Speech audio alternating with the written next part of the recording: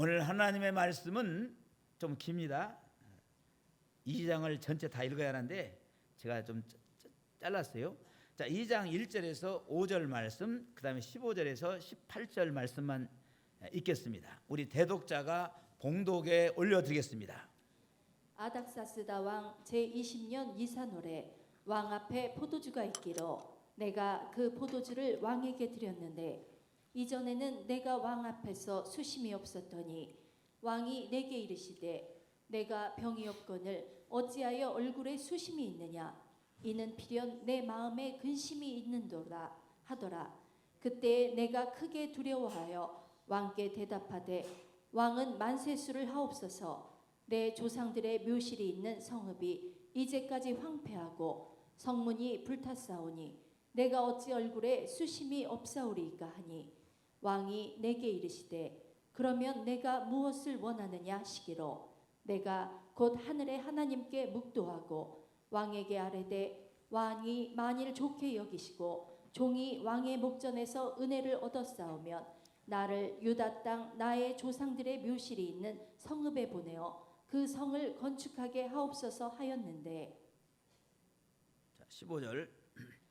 그 밤에 시내를 따라 올라가서 성벽을 살펴본 후에 돌아서 골짜기 문으로 들어와 돌아왔으나 방백들은 내가 어디 갔었으며 무엇을 하였는지 알지 못하였고 나도 그 일을 유다 사람들에게나 제사장들에게나 귀족들에게나 방백들에게나 그 외에 일하는 자들에게 알리지 아니하다가 후에 그들에게 이르기를 우리가 당한 공경은 너희도 보고 있는 바라.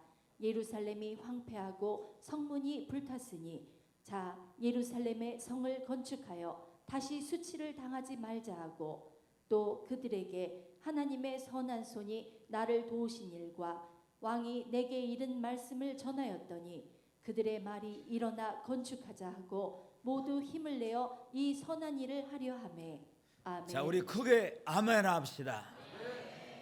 사랑하는 우리 성도 여러분, 올해는 6.25 전쟁이 발발한 지 꼭 75년이 되는 해입니다.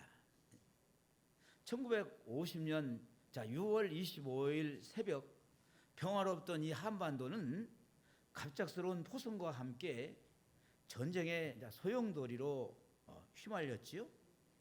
동족 상잔의 비극, 민족의 분열, 수백만의 사상자와 이산가족, 그것은 단지 역사의 한 장면이 아니라 지금도 우리 가슴 속에 살아있는 고통의 기억입니다.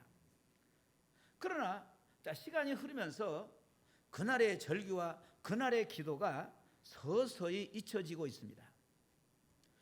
오늘의 대한민국은 경제적으로 부유해졌고 세계 속의 위상을 가진 나라가 되었지만은 동시에 이념으로, 세대로, 지역으로 갈라지고 찢겨진 민족이 되어가고 있습니다. 좌우의 극렬한 대립, 사회 갈등, 가치관의 혼란 속에서 우리는 하나된 공동체가 아니라 각자의 목소리만 크게 외치는 불협화음의 사회 속에 살고 있지요. 6.25는 단지 우리 전쟁의 기억이 아니라 우리가 무엇을 잃었는지를 돌아보게 하는 경고입니다. 당시 폐허가 되었던 서울과 불타버린 교회, 산산조각난 공동체 속에서 믿음의 선배들은 눈물로 기도하며 나라를 다시 일으켜 세우기 시작했습니다. 그들의 기도는 교회의 재건이었고 나라의 부흥이었으며 믿음의 회복이었습니다.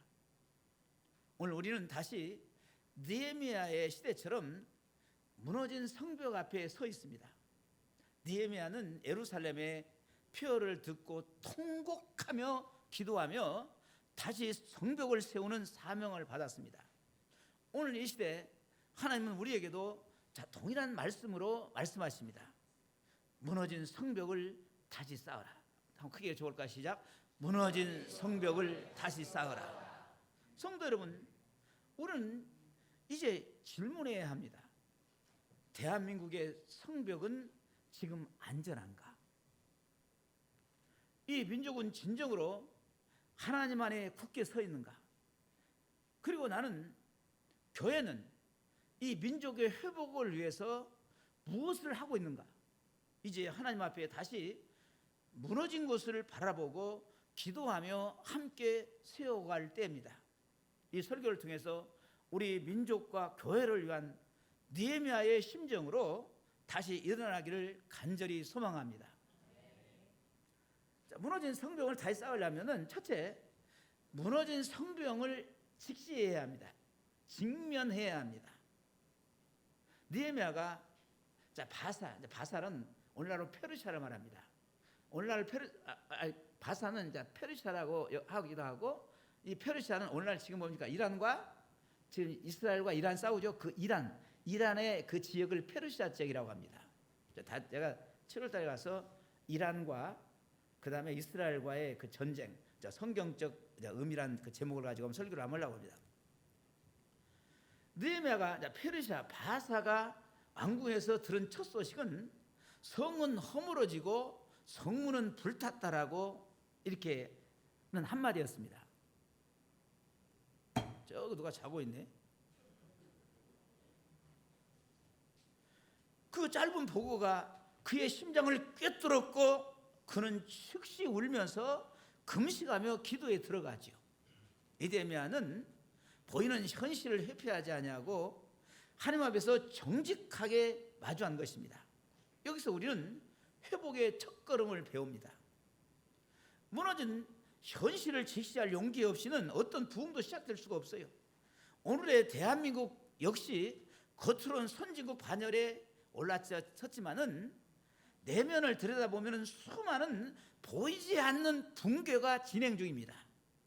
이념과 진리 그 논리에 따라서 가족까지 갈라지고 세대 간의 단절은 혐오의 언어로 증폭되며 내 편이 아니면 적이라는 흑백 논리가 일상의 대화마저 오염시키고 있습니다. 더 심각한 것은 신앙의 성벽이 곳곳에서 금가고 있다는 사실이에요. 각 기독교의 교단대로, 각 교회는 교회대로, 목회자는 목회자대로, 성도는 성도대로, 교회 안에서 또 성도는 성도대로 금이 가고 짜게지고 있다는 현실입니다. 예배가 편의적 선택으로 전락하고 말씀과 기도보다도 세상의 소음이 우선순위를 차지하고 있습니다. 느헤미야가 들은 성벽 붕괴는 단순한 건축적 문제만이 아니에요. 당시 성벽은 영적, 사회적 정체성을 상징합니다. 성벽이 허물어지면은 백성은 외세 앞에 노출될 수밖에 없고 하나님의 백성으로서의 자존감도 무너집니다. 오늘 우리의 무너진 영역도 그렇습니다. 경제적 풍요 속에서도 정직, 공의, 절제와 같은 성경적 가치가 붕괴되면은 언제든 또 다른 전쟁이 마음과 사회를 황폐화하게 만들 수 있습니다. 이때 하나님은 느헤미야에게 내가 보고 들은 그 현실을 나와 함께 짊어지라고 부르십니다. 느헤미야는 당시 그 왕의 술 관원으로서 특권층입니다. 술을 이렇게 시중 드는 사람이요.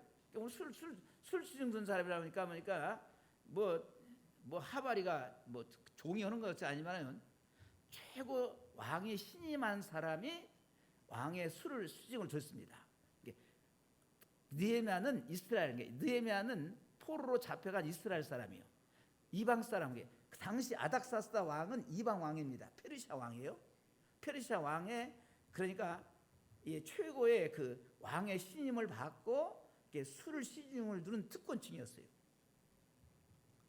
그는 그 특권 뒤에 숨어 민족의 아픔을 외면하지 않았습니다.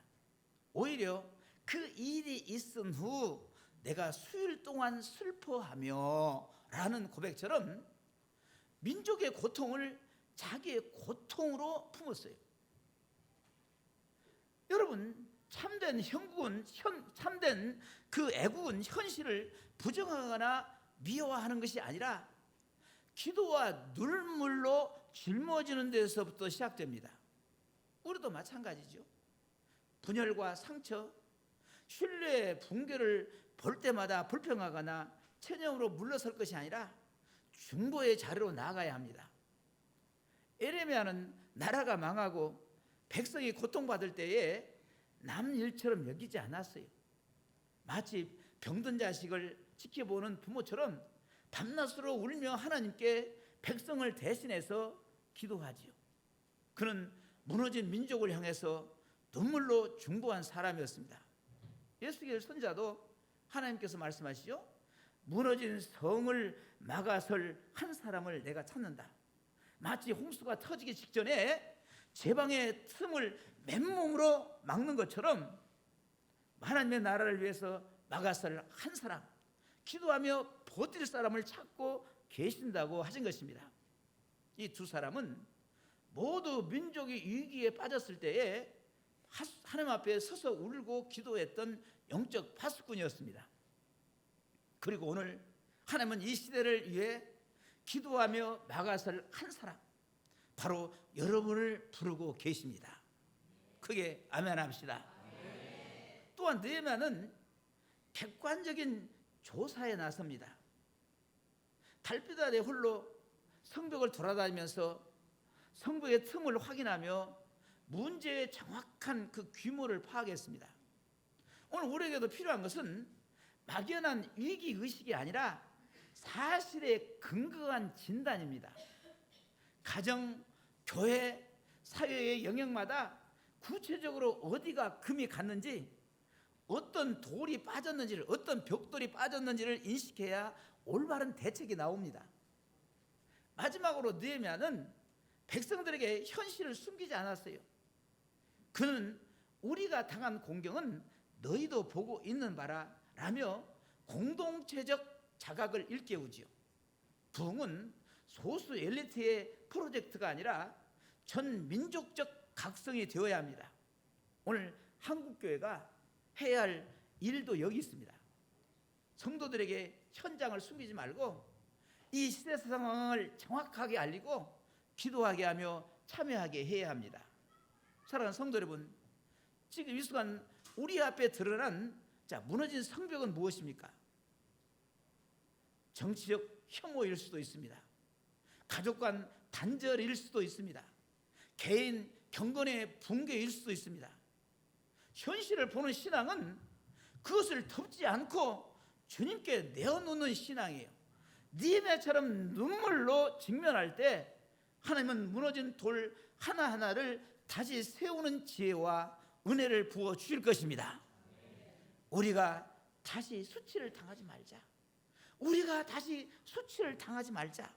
이 결단이 우리 안에서, 또한 한국교회와 민족 안에서 새롭게 타오르기를 간절히 소망합니다. 무너진 성벽을 다시 쌓으려면 두 번째, 회복은 무너진 데서부터서 시작할 때입니다. 느헤미야서가 보여주는 회복의 첫 장면은 공사, 일이 아니라 뭐예요? 기도입니다. 뭐라고요?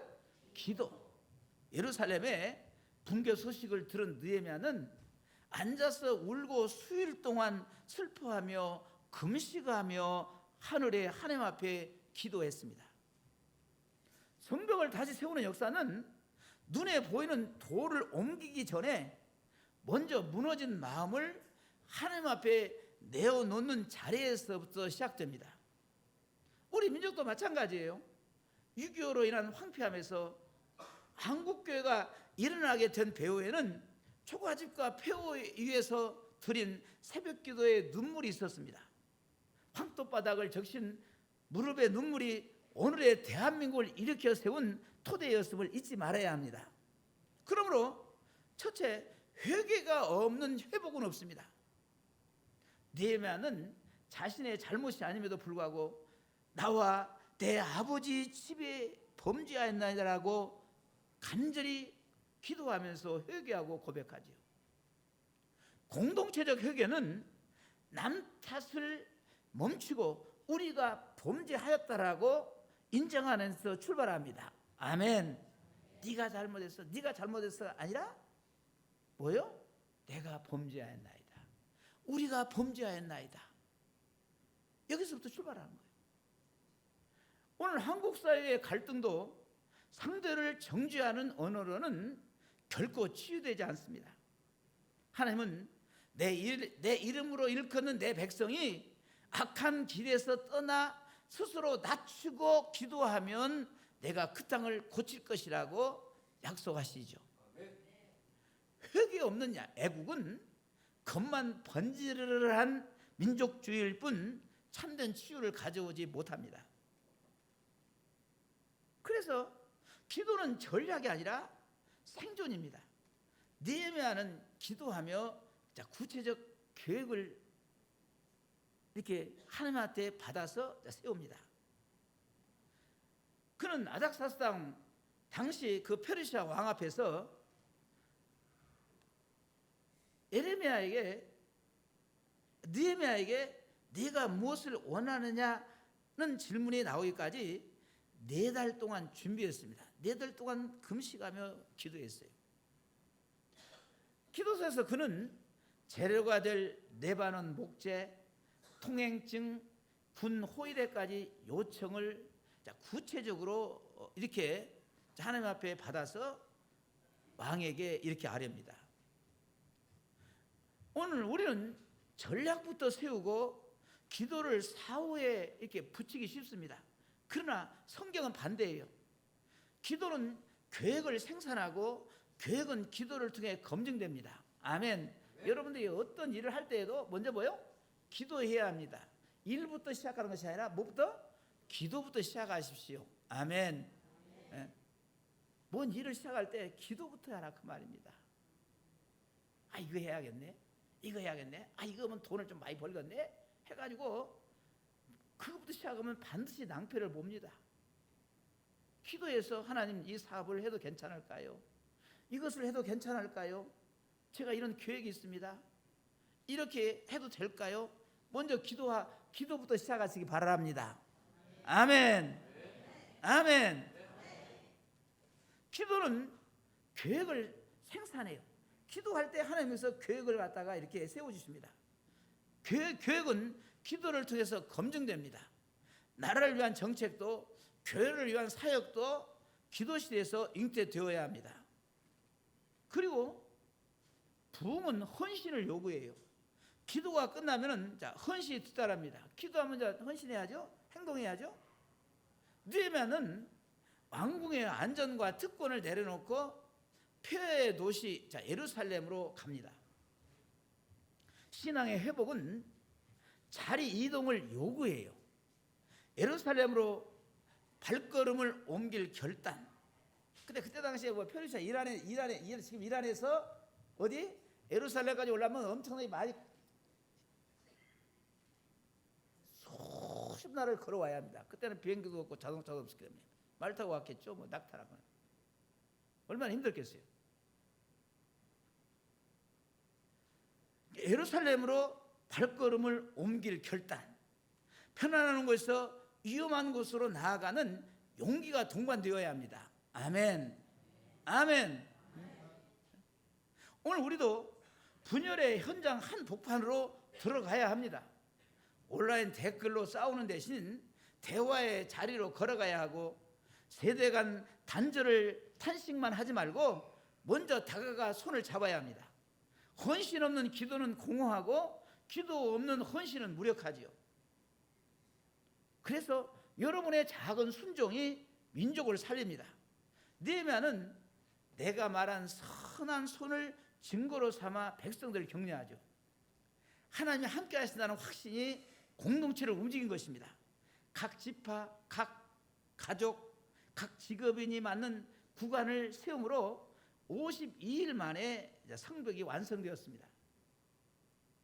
대대적인 국가 프로젝트가 아니라 작은 구간을 맡은 평신도의 땀이 기적을 이뤄낸 것입니다. 오늘 교회도 국가도 거창한 영웅보다는 자기 자리에서 충실한 손을 기다리고 있어요. 교사는 교실을, 기업인은 일터를, 학생은 캠퍼스를 성벽의 한 부분으로 여기고 쌓아갈 때 민족 전체가 안전해집니다. 아멘. 그리고 눈물과 땀을 하나님 잊지 않으십니다. 느헤미야 3장은 성벽을 쌓았던 불굴의 명단이 3장에 나옵니다. 이름 하나하나가 돌과 같은 작은 순종의 기록이에요. 6.25 직후 초가집교회에서 시작된 새벽종, 농부들의 11조, 여전도회의 흰쌀 모으기 운동 등등 이 모든 문명의 수고가 오늘의 교회를 만들었습니다. 오늘 한국을 만들었습니다. 하나님은 결코 잊지 아니하시고 반드시 열매를 맺게 하십니다. 그렇다면 이제 우리의 이름도 그 명단에 올려야 하지 않겠습니까? 사랑하는 성도 여러분, 회복은 먼 곳이 아닌 무너진 자리에서부터 기도의 헌신으로부터 시작됩니다. 느헤미야처럼 눈물로 회개하고 구체적 기도로 준비하며 몸을 던져 헌신할 때에 하나님께서 다시 한번 대한민국 위에 선한 손을 펼치실 것입니다. 우리 각 사람이 그 시작점이 되기를 축복합니다. 무너진 성벽을 쌓기 위해서 마지막으로 함께 일어나야 합니다. 함께 일어나자. 크게 함께 일어나자. 느헤미야 2장 18절에서 백성들은 일어나 건축하자 하고 힘을 내어 이 선한 일을 이루려 하였느니라고 응답합니다. 여기서 일어나라는 히브리어 쿰은 무슨 단어냐면은 단순히 몸을 일으킨다는 의미를 넘어서 새로운 질서를 세우기 위해 단호히 자리에서 떨쳐 일어서는 결단을 뜻합니다.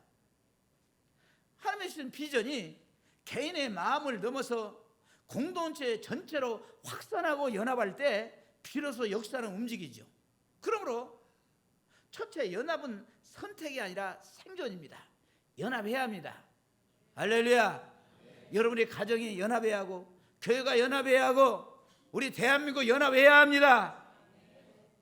예루살렘 성벽의 길이는 약 4.5km, 평균 높이는 12m, 성벽 높이가. 느헤미야 혼자서는 불가능한 규모였습니다. 오늘 대한민국이라는 성벽 역시 마찬가지예요. 정치, 경제, 문화, 안보 어느 하나도 개인 혹은 한 정파의 손으로 지켜낼 수 없습니다. 고립은 곧 취약함이 되고 취약함은 외부의 공격뿐 아니라 내부 붕괴를 초래해요. 유교 당시 낯선 이웃을 품어 피난민을 살린 민가와 총탄 속에서도 함께 예배드린 작은 교회들이 있었기에 민족 공동체는 붕괴되지 않았습니다. 공동체적 연대는 전시에도 생명을 살렸고 전후에도 경제 기적의 촉매가 되었습니다. 둘째, 연합은 다양성을 포용할 때 완성됩니다. 다양성을 포용할 때. 느헤미야 3장을 보시면은 제사장, 금장색, 향품장사, 평시도 여러 종류의 사람들이 나와요. 귀족 또 심지어 딸들까지 성을 따라 건축에 동참합니다. 직업도 신분도 성분도 다 달랐지만은 하나님의 성을 위해서 하나님의 성벽을 쌓는 것을 위해서 각자 구간을 맡았어요. 오늘 우리 사회의 분열은 다름을 적대시한 결과입니다. 다름을 적대시한 결과예요. 그러나 성경은 다른 것이 잘못된 것이 아니라고 가르칩니다. 우리 교회에 또 있잖아요. 지금 우리 몇십 명 지금 앉아 계시는데 옆에 사람 다 쳐다보세요. 나하고 맞는 거 몇 개만 찾아보세요. 찾아봐요. 몇 개 있는가. 얼굴도 다르고 눈도 다르고 코도 다르고 입도 다르고 눈썹도 다르고 머리도 다르고 목도 다르고 키도 다르고 몸무게도 다르고 또 마음으로 들어가 보면 어떻습니까? 다 달라요? 안 달라요? 이 지구촌에 여러분과 똑같은 사람 단 한 사람도 없어요. 다 달라요. 근데 저 사람이 다르다고 틀려요? 이 사람은 이렇게 달라서 저 사람은 안 되고 이 사람은 이렇게 달라서 안 되고 저 사람은 안 맞아서 안 되고 성경은 다른 것이 잘못된 것이 아니라고 기록하고 있어요. 지체가 다르게 한 몸이 완성되듯 진보와 보수, 장년과 청년, 도시와 농촌이 서로의 약점을 보완할 때에 나라가 건강해집니다. 교회부터 그 모델을 보여주어야 합니다. 할렐루야. 아멘. 아멘. 내 몸뚱아리가 나도 하나입니까? 마음 따로 몸 따로가 다 하잖아요. 하나요? 하나는 나는 내 몸은 하나다 한 손 들어봐요. 따로 하잖아요.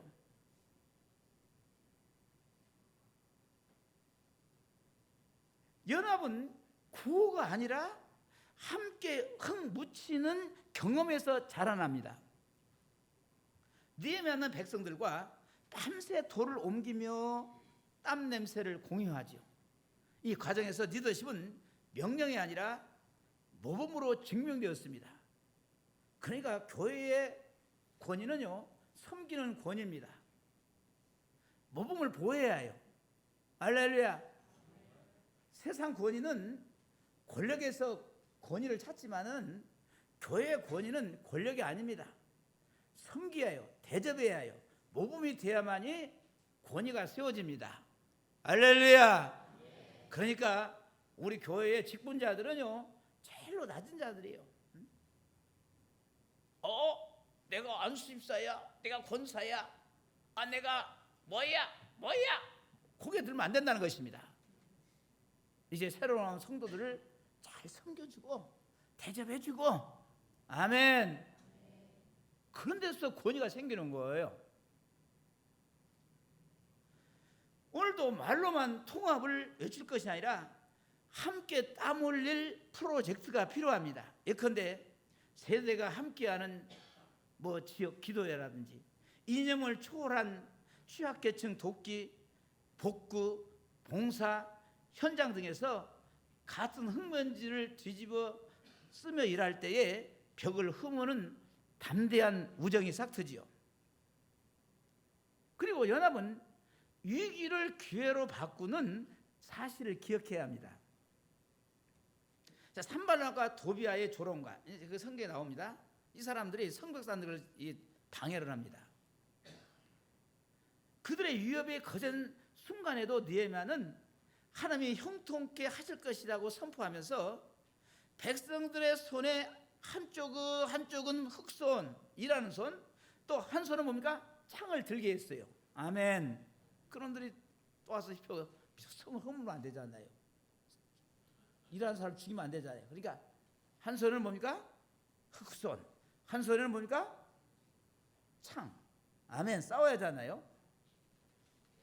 분열의 세력이 커질수록 기도와 협력의 결속은 더욱 단단해졌고 결국 52일 만에 성벽 재건이 완성되죠.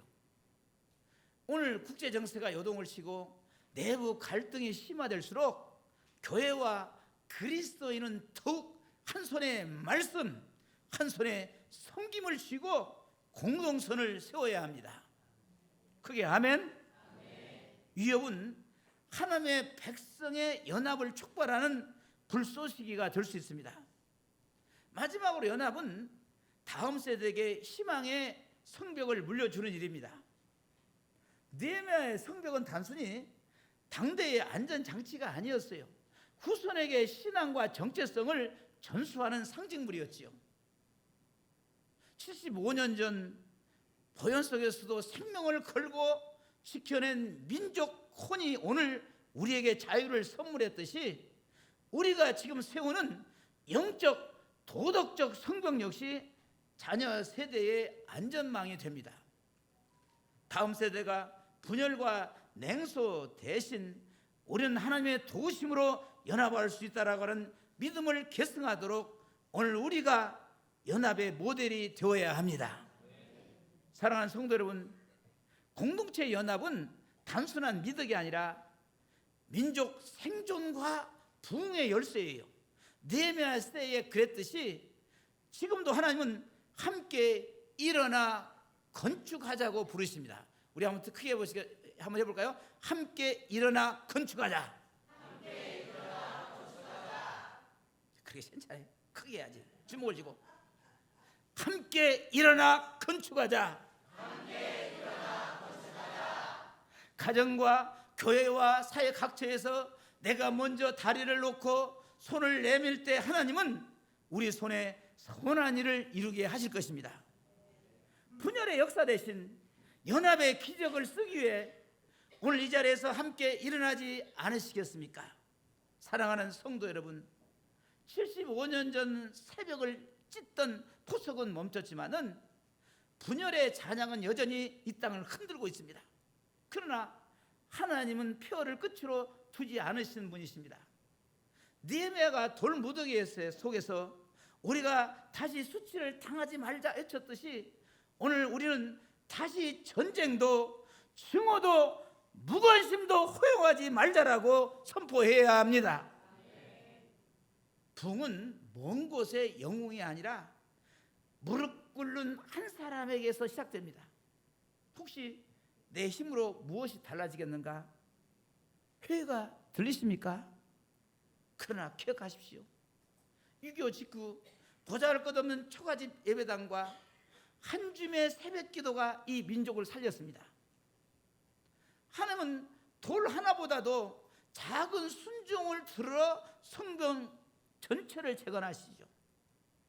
그러므로 지금 이 자리에서 가정의 틈을 메우는 기도자로, 직장의 균열을 봉합하는 화평자로, 교회의 구멍을 막는 헌신자로 일어서십시오. 우리가 각자의 자리에서 돌을 쥐고 일어설 때 그 돌들은 하나님의 손에서 국가와 민족을 덮는 거대한 방패가 됩니다. 기도로 기초를 다지고 연합으로 성문을 달며 사랑으로 성벽을 완성합시다. 그리고 담대히 외칩시다. 하나님께서 반드시 대한민국을 세우실 것이다. 우리의 이 고백이 자녀 세대에게는 자유의 노래가 되고 열방에게는 소망의 울림이 되기를 간절히 소망합니다. 무너진 성벽을 다시 쌓아라. 이 하나님의 부르심 앞에 오늘 우리가 먼저 응답함으로 주님의 선한 손이 한국교회와 대한민국 위에 새벽같이 임하게 되기를 우리 주 예수 그리스도의 이름으로 축복합니다. 할렐루야. 아멘. 우리 찬송하면서 우리 나라와 민족을 위해서 또 내 가정을 위해서 이 사회를 한번 돌아보십시오. 여러분, 우리가 직시를 해야 합니다. 75년 전에 전쟁으로 인하여서 이 나라와 민족은 붕괴되고 파괴됐지만은 지금은 뭡니까? 좌우, 진보, 보수, 세대 간의 갈등, 여러 가지 갈등으로 하나씩 지금 붕괴되는 모습을 보고 있잖아요. 그럼 여러분, 우리는 어떻게 하겠습니까? 기도하고 연합해서 다시 붕괴된 그 성벽을 여러분 쌓읍시다.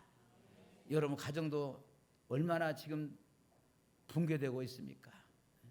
여러분 가정에 구멍이 얼마나 나 있습니까? 여러분 가정도 한번 생각해 보십시오. 여러분 오늘 말씀 잘 생각하시면서 그리고 여러분의 가정도 다시 쌓고 또 교회도 쌓고 이 나라와 민족도 쌓고 할렐루야. 다시 대한민국을 다시는 수치스러운 그런 유교와 같은 그런 수치스러운 그런 나라가 되지 않도록 당하지 않도록 우리가 기도하고 연합하여서 성벽을 다시 쌓는 놀라운 축복의 역사 그 주인공들이 다 되시기를 주의 이름으로 축원합니다.